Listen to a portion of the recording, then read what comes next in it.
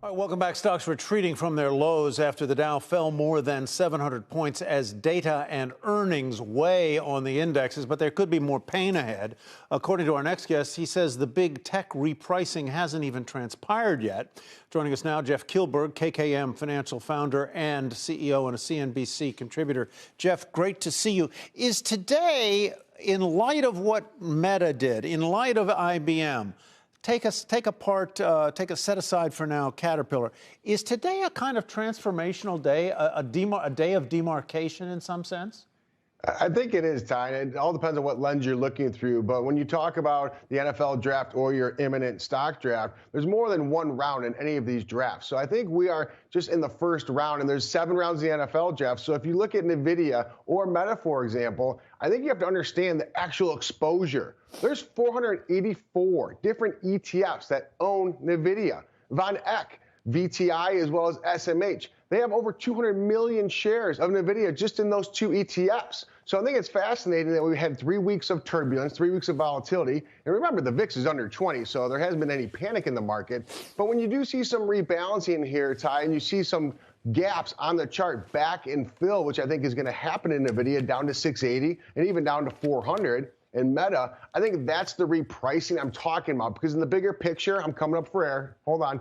When the bigger picture, we're seeing the S&P 500, Ty, only down a little over 4%, and you saw that bounce once again today. All right, let's talk about the fact that you've got some improvement in the major indexes over the last couple of hours. Does that tell you anything?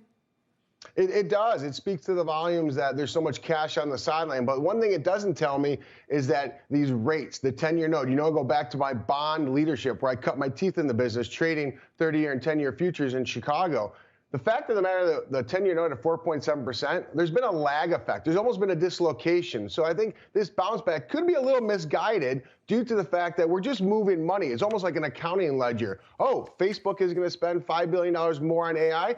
All that goes into chips purchases. You know, and I know that's not true. There's people involved. There's buildings involved. There's a variety of different expenses that go into that CapEx for Facebook or Meta on this extra $5 billion. So I think when you see Intel up 1.5%, AMD up 1.5%, of course, NVIDIA the big winner, I think this is an opportunity to put some more protection. I own puts, and at some moment in time here, as we get further down, I will be selling puts to add to exposure. But right here, right now, I'm a little apprehensive, and I'm using the bond market to give me that apprehension. Yeah, I guess what I would say here is what looked like it could have been not a catastrophic day. A disaster.